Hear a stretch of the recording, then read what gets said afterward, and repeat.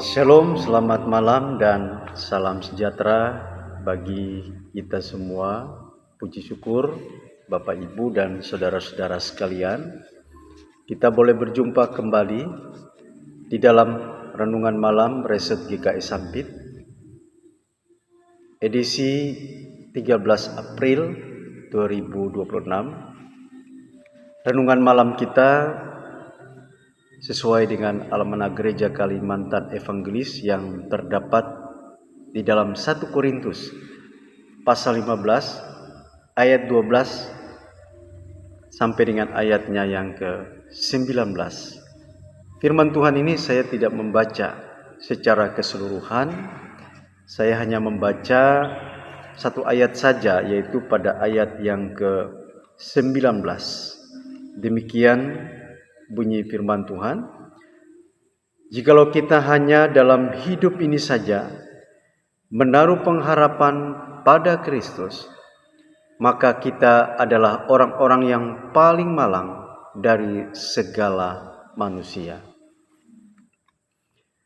Tema firman Tuhan untuk kita pada malam ini yaitu kebangkitan Kristus adalah pengharapan kita yang sejati.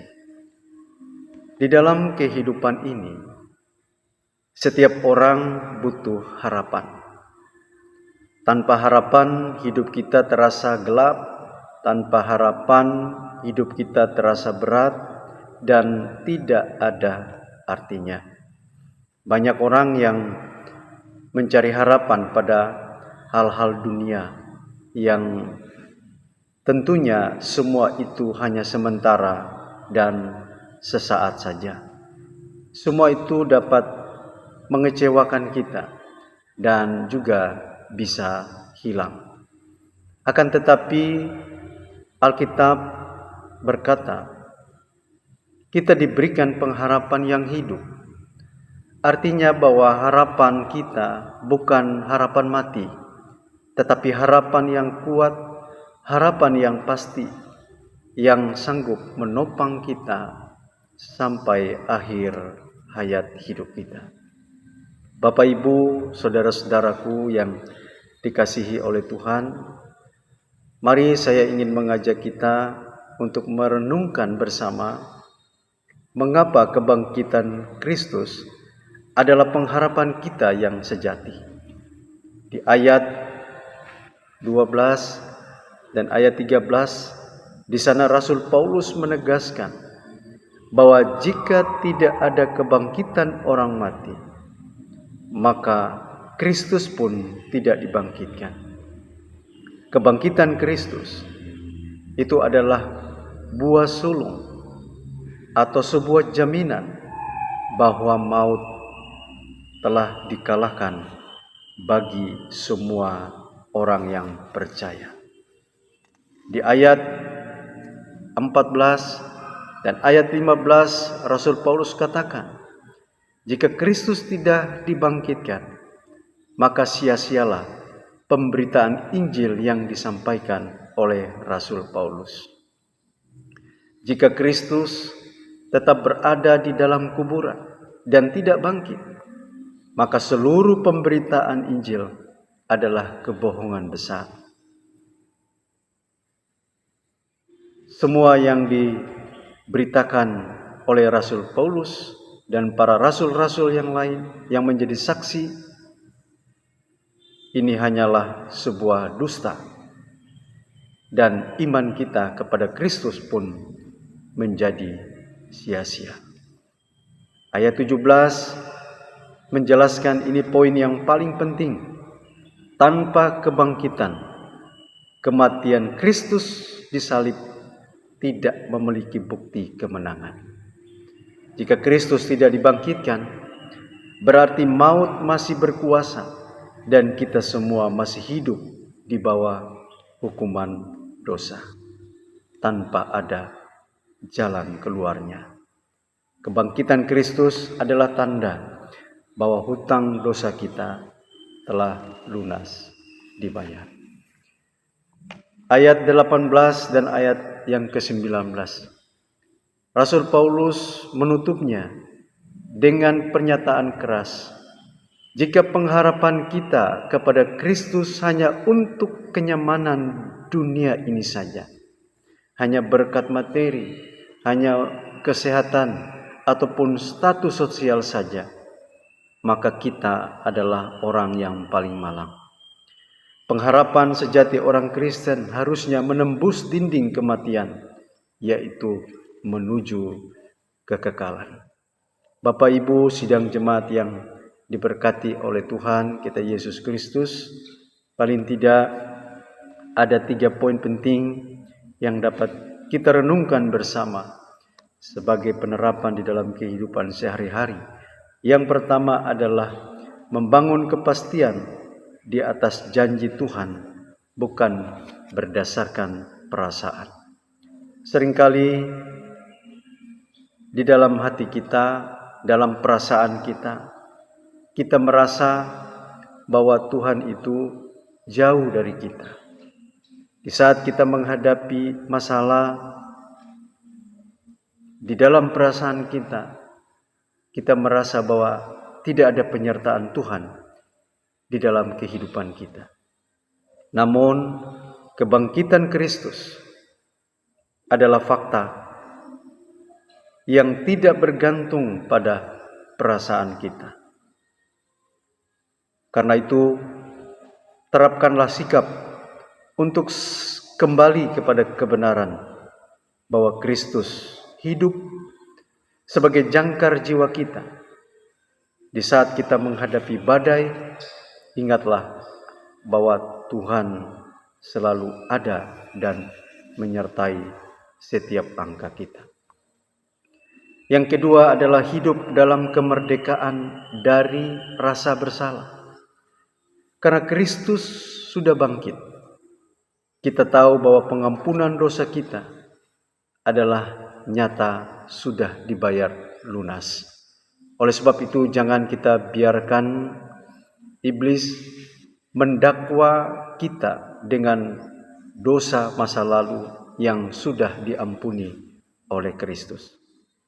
Hiduplah dengan tegak sebagai orang yang telah dibenarkan oleh Tuhan, dan gunakanlah kekuatan kebangkitan Kristus untuk meninggalkan kehidupan yang lama dan hiduplah kudus di hadapan Tuhan. Yang ketiga, Bapak Ibu saudara-saudaraku yang dikasihi oleh Tuhan, milikilah pandangan kekekalan dalam menghadapi kematian. Saat kita kehilangan orang-orang yang kita cintai, atau kita menghadapi kegagalan di dalam hidup, ingatlah pada ayat yang ke-19. Pengharapan kita tidak berhenti di kuburan.